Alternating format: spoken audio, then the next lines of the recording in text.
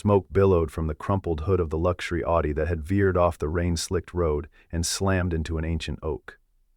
Ethan Collins didn't hesitate. He abandoned his bicycle by the roadside and sprinted toward the wreckage, his heart pounding in his chest. Through the spider web of cracked glass, he spotted a blonde woman slumped over the steering wheel, blood trickling from a gash on her forehead. "Ma'am, can you hear me?" The acrid smell of burning plastic filled his nostrils as flames began licking at the undercarriage. With desperate strength, Ethan smashed the driver's window with his elbow, unbuckled her seatbelt, and dragged her limp body from the wreckage. They'd barely made it a few yards when the car erupted in a deafening explosion. In the orange glow of the flames, the woman's brilliant blue eyes fluttered open. What would you do if the stranger whose life you saved held the power to change yours forever? Would fate's strange timing feel like a miracle or a cruel joke? Ethan Collins was once a respected software engineer at a prominent tech firm, but after the latest round of layoffs, he found himself working at CompFix, a small computer repair shop in downtown Portland. At 38, his life had become an endless juggling act between work and caring for his 8-year-old daughter Lily, who had been born with a congenital heart defect. 3 years ago, Ethan's wife Sarah had died in a car accident similar to the one he'd just witnessed, leaving him a single father with mounting medical bills and a broken heart that had never quite healed. Every night after tucking Lily into bed, Ethan would open his laptop and work on freelance projects until his eyes burned from exhaustion. The calendar on his refrigerator had a date circled in red. 6 months away, when Lily was scheduled for a critical surgery that would cost more than $80,000. His insurance would cover less than half. "Daddy, did you make the monsters go away?" Lily asked one night, when she caught him still working at 3 in the morning. "I sure did, sweetheart," he said, quickly closing the screen that showed their overdue bills. "The monsters are all gone. Why aren't you asleep?" "My heart was doing the funny thing again," she said, climbing onto his lap and resting her head against his chest. She was small for her age, with Sarah's warm brown eyes and his unruly dark hair. Despite her condition, Lily approached life with unwavering optimism and a wisdom beyond her years. "Do you want me to call Dr. Martinez?" Ethan asked, immediately alert. Lily shook her head. "It's stopped now. Can you tell me a story about Mommy?" These moments broke Ethan's heart and mended it simultaneously. Lily remembered less of Sarah with each passing year. She kept her mother's photo by her bed and often told her about her day before falling asleep. For Lily's sake, Ethan worked tirelessly to create a stable home filled with love, even as financial pressures mounted. Alexandra Morgan had inherited Morgan Tech Solutions after her father's sudden death from heart failure 1 year earlier. At 34, she became one of the youngest female CEOs in the industry.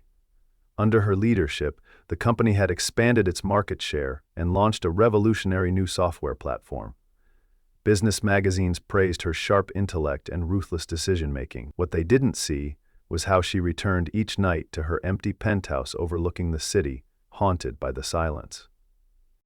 Alexandra's marriage to James Whitmore had disintegrated 2 years ago when she'd finally accepted she couldn't give him the children he wanted. A horseback riding accident in college had left her unable to bear children, a secret she'd carried into their marriage believing his love would be enough. It wasn't. The divorce had been quick but painful, with James remarrying within months to a woman who was now expecting their first child. Like Lily, Alexandra had been born with a heart condition. Though hers had been successfully repaired through an experimental procedure her father had spent a fortune to access. Sometimes she wondered if that's why she felt so hollow, as if the surgeons had fixed her heart but forgotten to put her soul back in. The morning after the accident, Alexandra woke in the hospital with a mild concussion and a growing obsession with finding the man who had saved her life. The police report mentioned an unidentified Good Samaritan who had disappeared before emergency services arrived. Her only clue? A glimpse of a logo on his shirt. CompFix Computer Repair. 3 days later, Alexandra pushed open the door of the small shop, a fabricated computer problem her excuse to meet her rescuer face to face. The bell jingled, and there he was. Dark hair slightly overgrown, stubble on his jawline, and eyes that looked perpetually tired. But Alexandra recognized the strength in those hands, the same hands that had pulled her from certain death. "Welcome to Comp Fix. How can I help you?" Ethan asked, not recognizing the polished woman before him as the bloodied victim he'd rescued. Alexandra felt a strange flutter in her chest. "My laptop's been acting up. I was hoping you could take a look." As Ethan examined her perfectly functioning computer, Alexandra studied him, noting the faded wedding band he still wore and the child's drawing pinned to the bulletin board behind the counter, a colorful depiction of a man and a little girl holding hands beneath a smiling sun. "Looks like just a simple driver issue," Ethan explained. "Should be good to go now." When he handed her the bill, Alexandra paid in cash, adding a $100 tip that made Ethan's eyes widen. "Ma'am, this is way too much. I can't." "Please," she insisted. "Good service deserves recognition." As she turned to leave, she spotted a flyer for a charity walk for children with heart conditions. Something clicked into place. "Do you participate in this?" she asked, pointing to the flyer. Ethan's expression softened. "My daughter has a congenital heart defect. We walk every year." "My father died of heart failure," Alexandra said, the first personal detail she'd shared with a stranger in months. "I'd love to contribute to your fundraising page." That first encounter sparked a careful dance. Alexandra returned to the shop weekly with minor technical issues, each time engaging Ethan in longer conversations. She learned about his background in software engineering and quietly marveled at the waste of talent fixing routine computer problems. One afternoon she arrived to find not Ethan but a small girl with unruly dark curls drawing at the counter.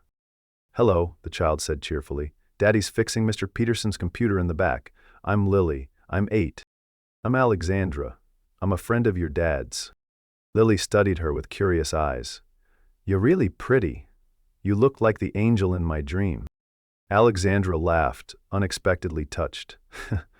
"I'm definitely not an angel, but thank you." When Ethan emerged from the back room, he found his daughter showing Alexandra her sketchbook. Something warm and unfamiliar spread through his chest at the sight of them together. "Lily, don't bother the customers," he said gently. "She's not bothering me at all," Alexandra responded. "She's quite the artist." Before leaving, Alexandra impulsively purchased an expensive professional coloring set she'd spotted on a shelf and handed it to Lily. "For your beautiful artwork." The gratitude in Ethan's eyes made her uncomfortable. She wasn't used to genuine emotion in her corporate world of strategic pleasantries. A week later, Alexandra returned with a business proposition. "A friend's startup needs their computer systems set up. It's too small for my company to handle, but perfect for someone with your expertise. They'd pay well." Ethan hesitated, pride warring with practicality. "I don't need charity." "It's not charity. It's a legitimate job that needs doing." She held his gaze. "Think of Lily." Those 3 words broke his resistance. For Lily, he would swallow his pride 1,000 times over. The small job paid enough to cover 2 months of Lily's medications. More referrals followed, each one generously compensated. Alexandra was careful never to mention her connection to Morgan Tech, introducing herself only as Alex to Ethan's clients. Summer arrived and Alexandra found herself suggesting a weekend trip to the coast. "My friend has a beach house sitting empty. Lily mentioned she's never seen the ocean." "We couldn't impose," Ethan began. "You wouldn't be imposing. I'd be coming too. I could use the company." The vulnerability in her admission surprised them both. The first day at the beach house was awkward, with Ethan maintaining a careful distance while Lily immediately claimed Alexandra as her new best friend. They built sandcastles, collected shells, and flew a kite in the stiff ocean breeze. Alexandra couldn't remember the last time she'd laughed so freely. That evening, as Ethan prepared dinner, Lily suddenly clutched her chest and collapsed on the beach. Alexandra's first aid training kicked in as she assessed the little girl's condition. "We need to get her to a hospital now," she said calmly to a panicking Ethan. "I know where the nearest one is. I'll drive." In the emergency room, while doctors stabilized Lily, Alexandra confessed to Ethan about her own childhood heart condition. "I understand her fear. the way breathing hurts, the way adults look at you with pity. How did you get better? Ethan asked, desperate for hope. An experimental procedure. My father spent everything to get me into a clinical trial. She hesitated. Lily's case sounds similar. There might be options. What Alexandra didn't mention was that she'd already contacted her father's former cardiologist about Lily's case, or that she'd paid the hospital bill before they'd even left that night. The weekend trip became a turning point. Alexandra found herself integrating into their lives, helping Lily with homework, bringing groceries that would just go bad otherwise, attending parent-teacher conferences as Ethan's friend. One evening, while Ethan washed dishes and Alexandra helped Lily prepare for a science project, the little girl asked the question that had been forming in her mind for weeks. Alexandra, could you be my mom? I don't really remember what having one is like anymore. Ethan froze by the sink, water running over his motionless hands. Alexandra's eyes filled with tears she couldn't explain. Sweetheart, she said gently, I can't replace your real mom, but I can be your special friend who loves you very much. But you make Daddy smile again, Lily persisted. He didn't smile before you came. Later, after Lily had gone to bed, Ethan and Alexandra sat on the porch of his modest apartment, neither addressing the emotional landmine Lily had detonated. I should apologize for her, Ethan finally said. Kids don't understand boundaries. Don't apologize, it's nice to be wanted. Alexandra stared at her hands. James left me because I can't have children. An accident in college. He said he didn't care, until suddenly he did. The confession hung between them, creating a new intimacy neither had anticipated. Sarah died instantly, Ethan countered with his own pain. Drunk driver. Sometimes I feel guilty for being angry at her for leaving us. That night, Alexandra drove home understanding for the first time what her father had meant when he said the company was just a means to care for what really mattered. The next morning, she established an anonymous fund for children with heart conditions at Portland Memorial Hospital. As the date for Lily's surgery approached, Ethan became increasingly desperate. The extra work from Alexandra's friends helped, but it wouldn't be enough. After much deliberation, he applied for a software engineering position at Morgan Tech Solutions, attracted by their comprehensive health benefits and substantial salary. The day after his interview, Ethan received a rejection email, citing his gap in relevant industry experience. The crushing disappointment drove him to apply for a personal loan with exorbitant interest rates. For Lily, he would face financial ruin. Fate intervened on a rainy Tuesday. Ethan, cutting through the financial district to reach a client, spotted a familiar blonde figure emerging from the imposing Morgan Tech headquarters. Curiosity piqued, he watched as she was greeted deferentially by security staff. A quick internet search on his phone revealed the truth. Alexandra Morgan, CEO of Morgan Tech Solutions. That the betrayal hit him like a physical blow. That same evening, checking his mail, Ethan discovered a hospital statement showing his balance paid in full by A. Morgan Charitable Trust. Rage and humiliation overwhelmed him. He drove to Alexandra's penthouse address, which he'd seen once when dropping off a repaired laptop. The doorman, recognizing him as a regular visitor, allowed him up without announcement. How dare you? Ethan demanded when Alexandra opened her door. Was this all some sick game? Poor man and his sick daughter? What an amusing charity project. Alexandra stepped back, shocked by his anger. Ethan, what are you talking about? Don't pretend. You're the CEO of Morgan Tech. You rejected my job application while playing fairy godmother behind my back. What was I to you? Some pet project to make yourself feel better? That's not true, Alexandra protested. HR handles all applications. I had no idea you'd applied. And the hospital bills, the magical job referrals, the beach house that just happened to be available. His voice cracked. We don't need your pity. It wasn't pity, Alexandra's careful composure shattered. Is it so hard to believe someone might care about you and Lily without an agenda? People like you always have an agenda, Ethan spat. Stay away from my daughter.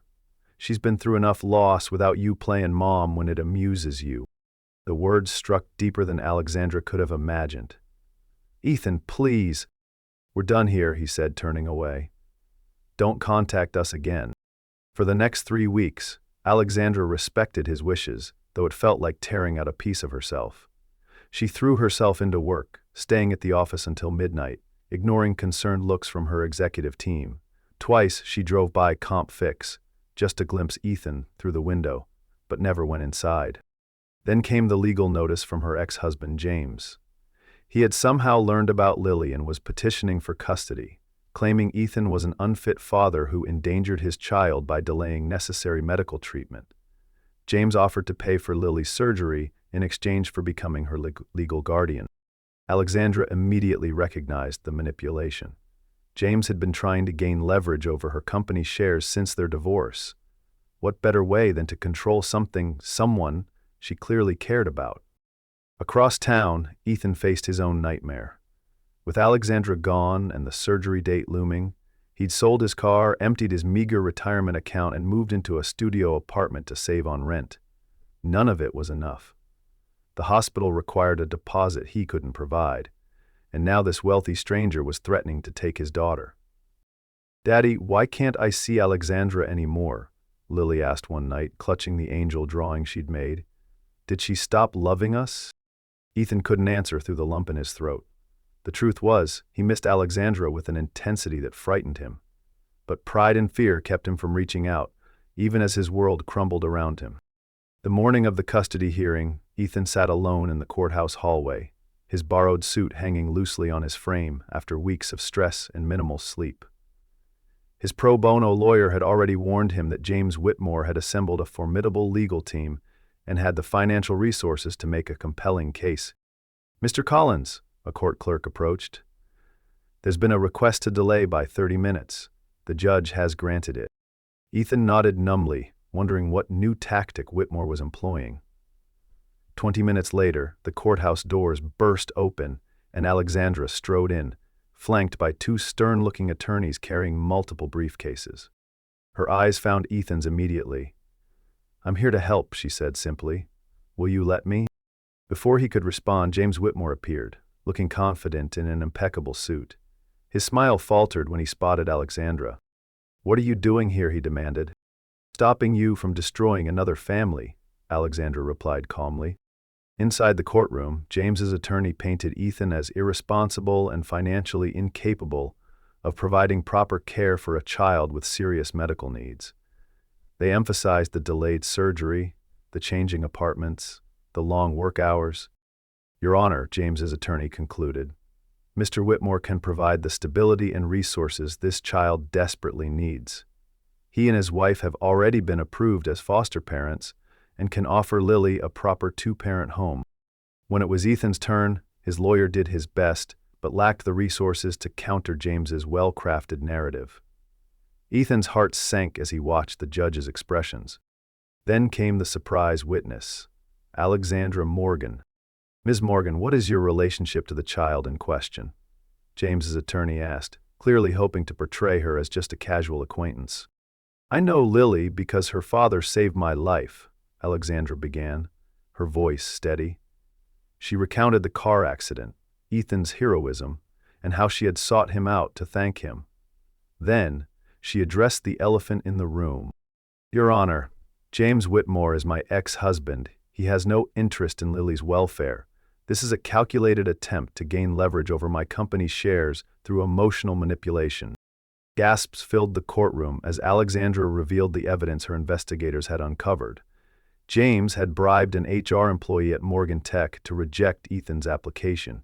He had orchestrated this entire situation after discovering Alexandra's connection to Ethan and Lily. "Furthermore," Alexandra continued, producing a document, "I have here proof that Mr. Whitmore attempted to coerce me yesterday, offering to drop this custody case in exchange for 15% of my company's shares." As James sputtered denials, Alexandra addressed the judge directly. "Your Honor, Ethan Collins is an exceptional father who has sacrificed everything for his daughter. The only reason Lily's surgery was delayed was financial, a situation I tried to help with until my own complicated history with Mr. Whitmore interfered." She turned to face Ethan, her voice softening. I never meant to offer charity. I offered help because Lily touched my heart in ways I never thought possible after learning I couldn't have children of my own, and because Ethan showed me what real strength and love look like. In a move that stunned the courtroom, Alexandra announced she was establishing a $30 million foundation for children with heart conditions, with Lily's surgery as its first beneficiary. Not as charity, she emphasized, but as a legacy to my father, who died of heart failure, and to honor the man who taught me that saving a life means more than building a company. The judge, visibly moved, dismissed James's petition and issued a restraining order preventing him from contacting Ethan or Lily. As a final surprise, court officers entered with a warrant for James's arrest on charges of attempted corporate extortion and witness tampering. In the chaos that followed, Ethan found Alexandra in the hallway, words failing him. "Why?" he finally managed. "After how I treated you," Alexandra smiled sadly. "Because some people are worth fighting for, even when they push you away." That afternoon, Ethan allowed Alexandra to drive him to the hospital where Lily was undergoing pre-surgical tests. In the sterile waiting room, they began the delicate process of rebuilding trust. "I should have told you who I was from the beginning," Alexandra admitted, "and I should have given you the chance to explain." Ethan ran a hand through his hair. "I was so afraid of being someone's charity case that I couldn't see you were just being human." When they entered Lily's room, the little girl's face lit up at the sight of Alexandra. "You came back. I knew you would. I told the angels to bring you back to us." 1 year later, Lily's successful surgery was a fading scar on her chest, and life had transformed for all of them. Ethan had accepted a position at Morgan Tech not as a favor, but because he was genuinely the best person for the role of Chief Technology Officer. Alexandra had restructured the company, delegating day-to-day operations to focus on the Heart Foundation and her own personal growth. They lived in neighboring houses in a quiet suburban neighborhood, where Lily could safely ride her bike and tend to the vegetable garden they'd planted together.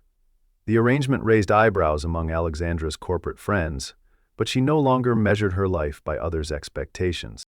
On warm evenings, after Lily went to bed, Ethan and Alexandra would sit on the porch swing, talking about everything and nothing. They never put a label on what was growing between them, both too scarred by past losses to rush into definitions. "Ms. Rodriguez asked me to draw my heroes for our class project," Lily announced one Sunday morning over pancakes at Alexandra's kitchen table. "And who did you draw, sweetheart?" Ethan asked, passing the maple syrup. Lily proudly displayed her artwork, 3 figures standing hand in hand. "I drew Daddy because he never gives up, and Mommy in heaven because she's my guardian angel, and Alexandra because she makes impossible things possible." "That's beautiful, Lily," Alexandra said, blinking back tears. "But I'm not really a hero." "Yes, you are," Lily insisted. "You fixed my heart, and you fixed Daddy's heart, too. He smiles all the time now." Ethan's eyes met Alexandra's across the table, a silent acknowledgement of the truth in a child's observation. At Lily's 9th birthday party, a neighbor asked the question everyone had been wondering. "So, are you two together, or what?" Ethan and Alexandra exchanged glances, but offered no clear answer. Later, after the guests had gone and Lily was asleep, surrounded by new presents, they stood in Alexandra's garden under a canopy of stars. "Sometimes the strangers who come into our lives end up being the family we never knew we needed," Ethan said softly, taking Alexandra's hand. She intertwined her fingers with his, a smile playing at her lips. "And sometimes saving a life ends up saving your own heart in the process." Inside the house, Lily watched from her bedroom window, grinning as she closed her diary, where she'd written in careful handwriting, "Operation Family Reunion, Success." If this healing journey touched your heart, please like this video, share this story, and subscribe to our channel to strengthen your faith in humanity and family bonds. What do you think should happen next? Should Ethan and Alexandra move forward into marriage, or remain special friends who found family in unexpected places?